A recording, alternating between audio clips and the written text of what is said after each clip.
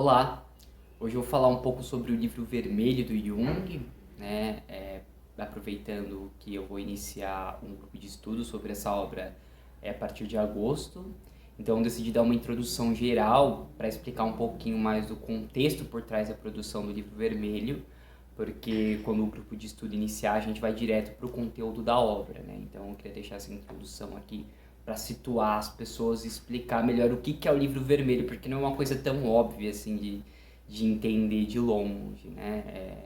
É um livro bem poético, de uma escrita bem poética e com imagens, né? O Jung coloca várias imagens que ele pintou nesse livro, então é um pouco difícil de compreender o que é isso se você vai direto ler essa obra. Então eu vou explicar um pouquinho aqui o contexto por trás do livro vermelho, né? Usando como base a introdução do Chandazani, que está no livro vermelho, ele tem essa introdução lá descrita, né? E aí, como a gente vai pular essa introdução, vai começar os textos, então eu vou explicar um pouquinho o que ele diz nessa introdução, mas eu recomendo de qualquer maneira que, se você pegar o livro vermelho, leia essa introdução antes para entender melhor o que ele é.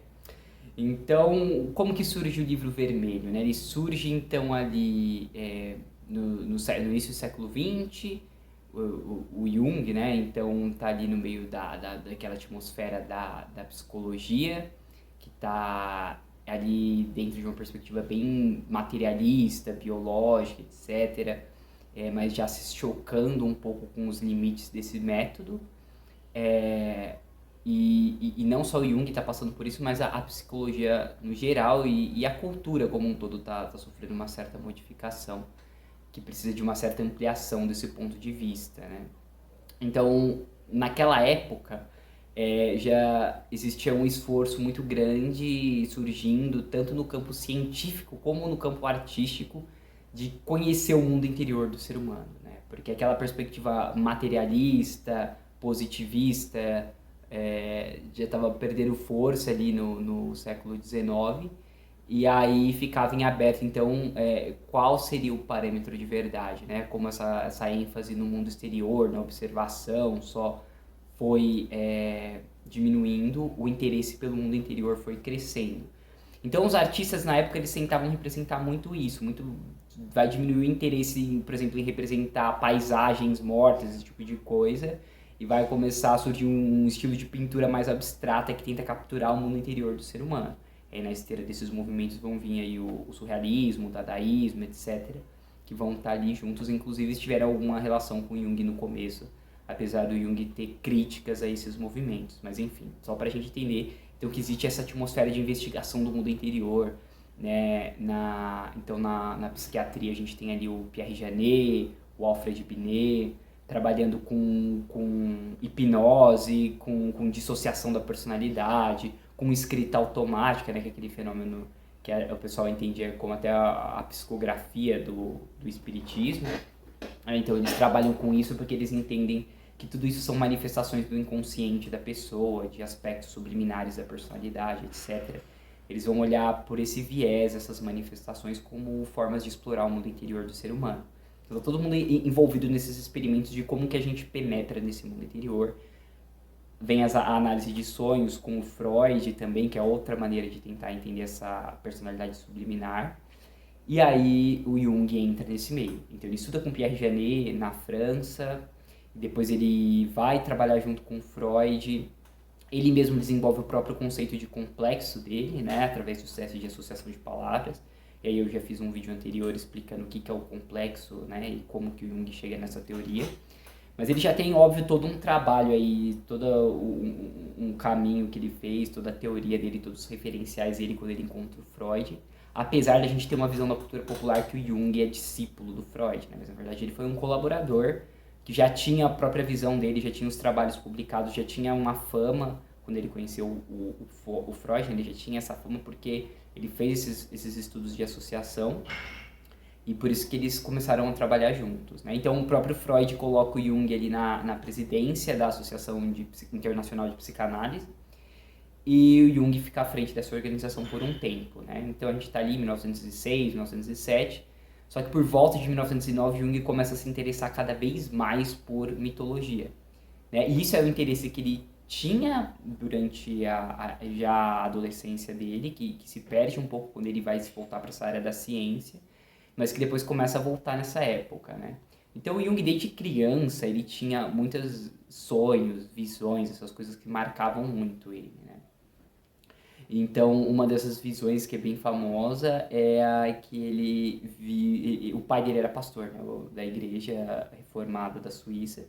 E aí ele teve uma visão, por exemplo, de Deus num trono defecando em cima da catedral, né, destruindo ela. E aí, quando ele teve aquela visão, ele entende que ali naquela igreja, pelo menos da qual o pai dele fazia parte, ele não encontraria uma experiência religiosa viva, né? Que ali era uma coisa muito formal, mas que as pessoas não estavam em contato com uma experiência viva de religião, que ele tinha que buscar isso em outro lugar. E aí, nessa época, ele conhece o Fausto, do Goethe, né? Que é o livro que ele vai influenciar muito o Jung, onde o Fausto vai estar se defrontando com exatamente esse mesmo problema. Ele vai estar reclamando de um conhecimento muito teórico, muito formal, que falta experiência viva, né? Então, já no começo da primeira parte do Fausto, ele tá lá no quarto de estudo dele revoltado contra esse conhecimento puramente teórico e sentindo falta de uma experiência viva, né? Só estudar as coisas não é o suficiente para ele mais. Ficar tentando decorar fórmulas, decorar textos, esse tipo de coisa, o Fausto está se sentindo oprimido. Então, é isso aqui que o Fausto fala numa das cenas iniciais no quarto de trabalho, né?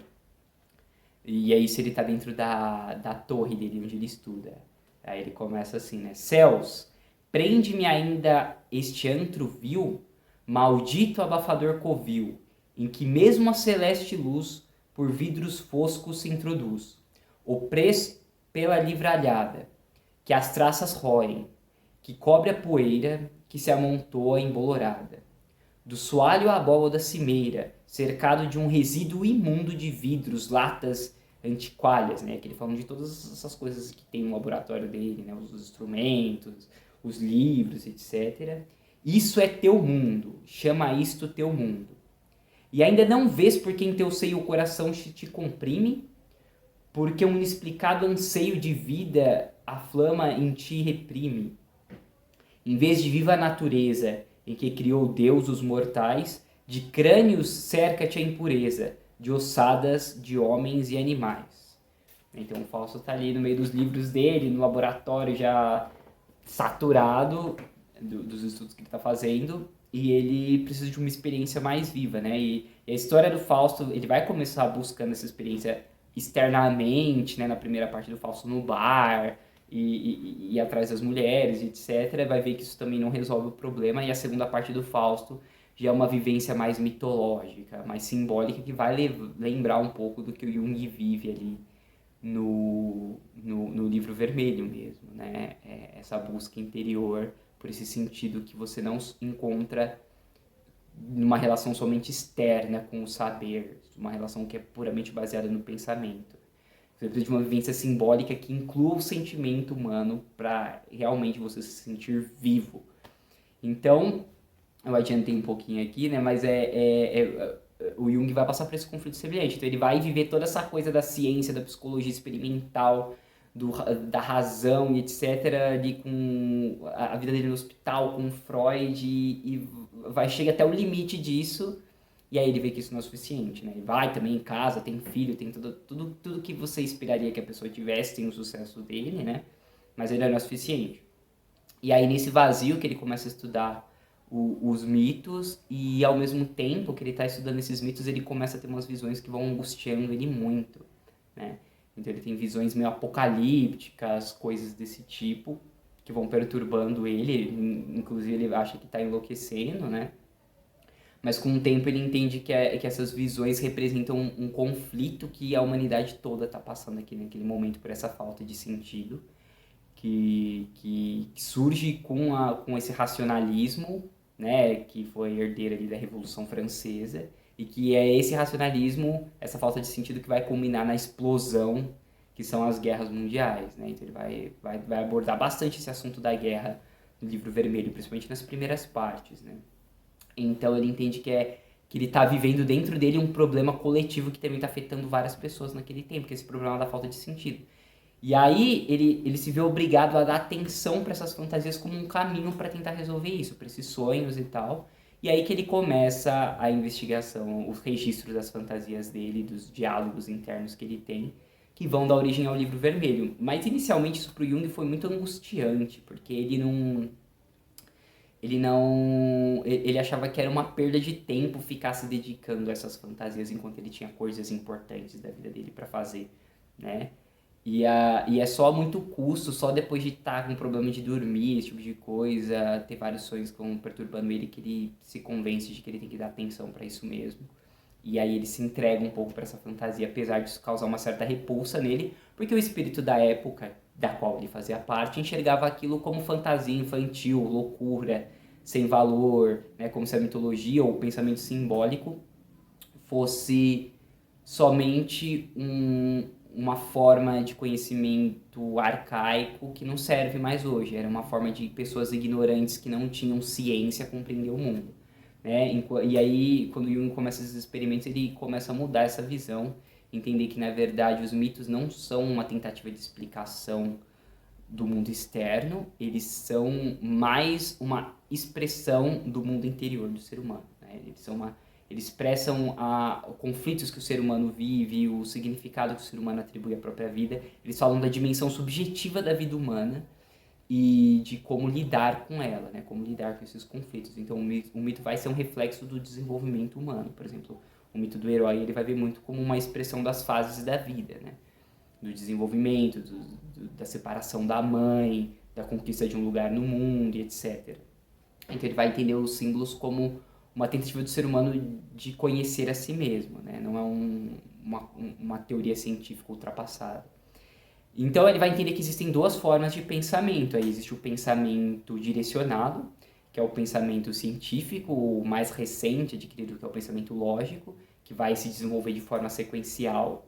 E tem o pensamento fantasioso, que é um pensamento mais ancestral da humanidade, porque nossos primeiros registros culturais são todos simbólicos, a coisa científica e racional é muito mais recente, e que é mais instintivo. Então, para o ser humano, a criança já pensa dessa forma fantasiosa, a gente pensa dessa forma involuntariamente, né? Por exemplo, quando a gente sonha.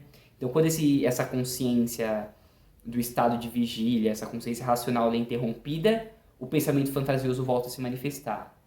A consciência direcionada ela precisa da participação voluntária, de um certo esforço para você pensar de uma forma sequencial. Enquanto essa outra forma de pensamento simbólico, ela vem de maneira natural. Você não ensina a criança a pensar de forma simbólica.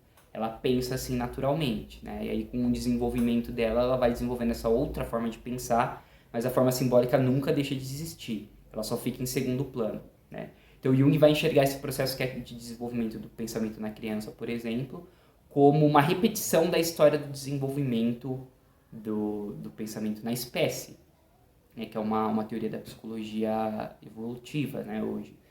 E isso a gente tem evidências da neurociência, por exemplo, o Jaak Panksepp, eu já comentei um pouco disso no meu vídeo que eu falo sobre os psicodélicos, né? E aí quem quiser dar uma olhadinha lá, eu aprofundo um pouco mais nisso, mas basicamente o Panksepp vai notar que as redes cerebrais que estão ativas durante a produção dos sonhos, né, que é essa forma simbólica de pensar, elas são mais antigas do que as redes cerebrais que estão ativas durante o nosso estado de consciência da vigília, né, a consciência de quando a gente está acordado.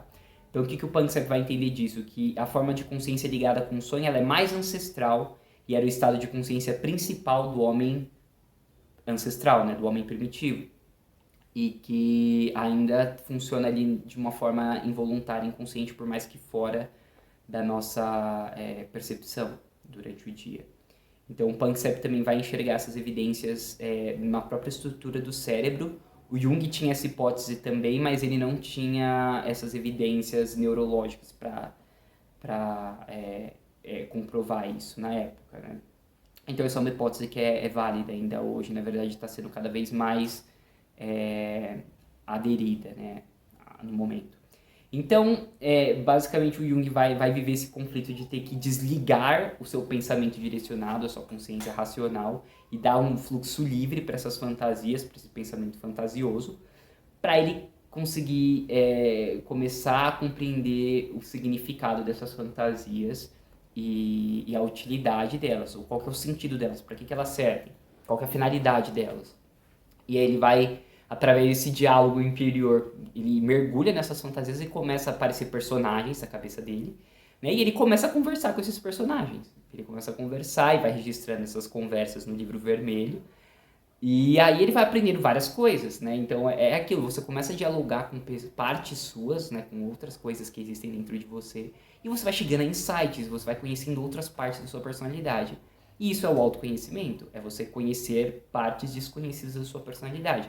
Ele vai ampliando a noção da personalidade dele, né? Então, esse é o processo de autoconhecimento que o Jung vai registrar no livro vermelho.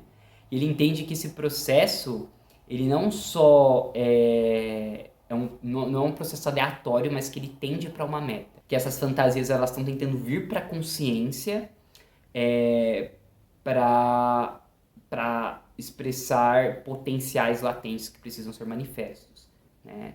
Então, é o exemplo que ele vai entender que são imagens que apontam para o desenvolvimento da totalidade do ser humano. Fica mais claro se a gente pensar no exemplo de uma árvore, né? Então, imagina que tem uma semente, eu gosto de usar muito esse exemplo, né? Mas imagina que tem a semente e que dentro dessa semente tem o projeto de uma árvore que vai se manifestar. Essa é a meta da semente, a árvore. Então, ela vai estar sempre buscando atingir essa meta, né, da vida dela, e então essa imagem vai orientar o desenvolvimento dela, a expressão desse potencial pleno. Se acontecerem coisas no caminho que barrem esse desenvolvimento, ela vai começar a ficar estressada e tentar encontrar formas de burlar esse obstáculo para continuar crescendo, né? E é isso que acontece com o ser humano. A gente tem um impulso para desenvolver a nossa personalidade total, para dar expressão ao nosso potencial pleno. E se existem perturbações nesse caminho, aí a psique vai começar a ficar estressada e vai tentar retomar o caminho do desenvolvimento, né, da personalidade para atingir essa meta, que é o que ele chama de processo de individuação, que é tornar-se quem se é, que é manifestar esse potencial pleno. E obviamente que isso varia de pessoa para pessoa, né, não é a mesma coisa em todo mundo, mas cada um tem um projeto de ser ali, uma totalidade, como qualquer organismo biológico tem, que vai se manifestar, né? Só que no ser humano isso inclui aspectos sociais, culturais, etc. Todas essas coisas que fazem parte da natureza humana, né? Diferente de uma árvore. Então, o Jung vai entender que existe essa meta e que essas imagens, elas apontam para essa meta e que o diálogo com elas ajuda esse processo a continuar. A gente tem as direções, porque o ser humano tem que participar ativamente do seu desenvolvimento, né? Ele não acontece naturalmente, existe uma certa pressão para que isso aconteça, mas a consciência precisa participar de forma voluntária. Por isso não é só suficiente para o Jung você registrar essas imagens, igual ele pintava, né?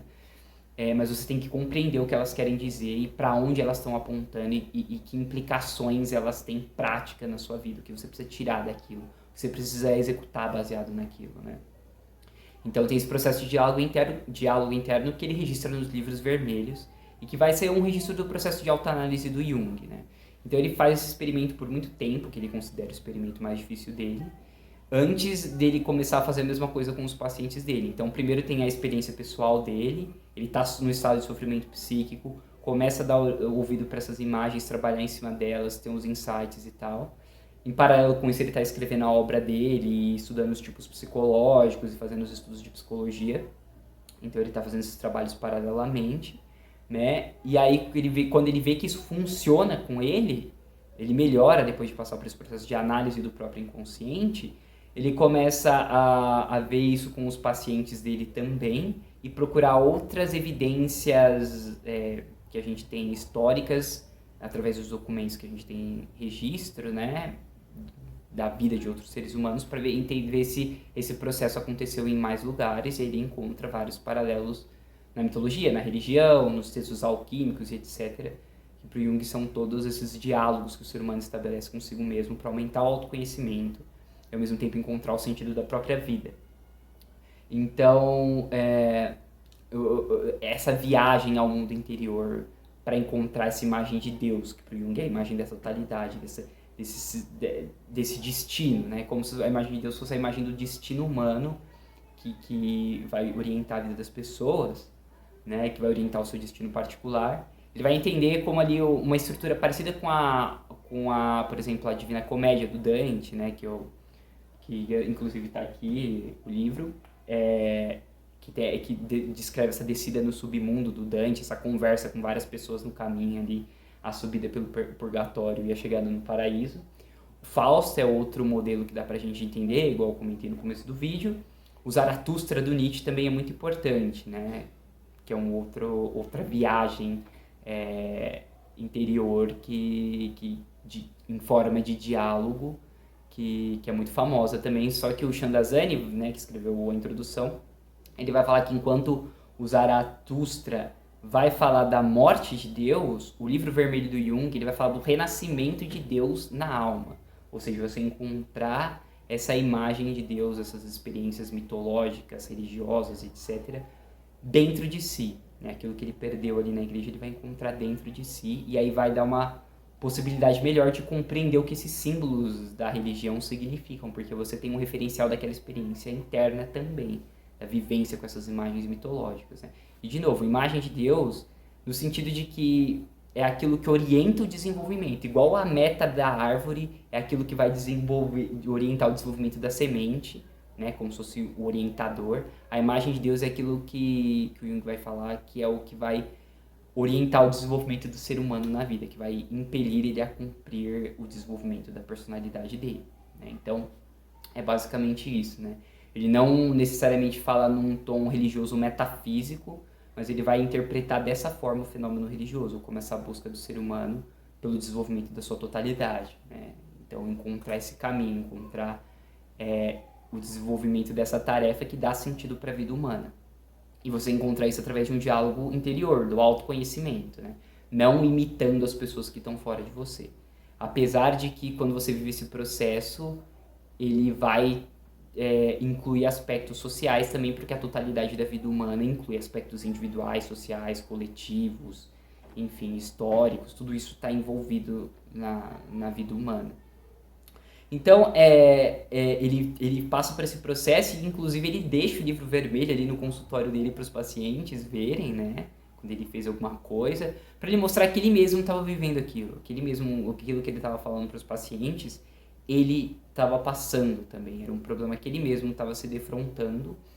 E na psicologia analítica isso é muito importante, porque você só pode incentivar o seu paciente a viver um processo que você mesmo viveu. Para o Jung, então, você tem que ter passado por uma vivência com o seu próprio inconsciente para conseguir ajudar a pessoa a passar por algo parecido.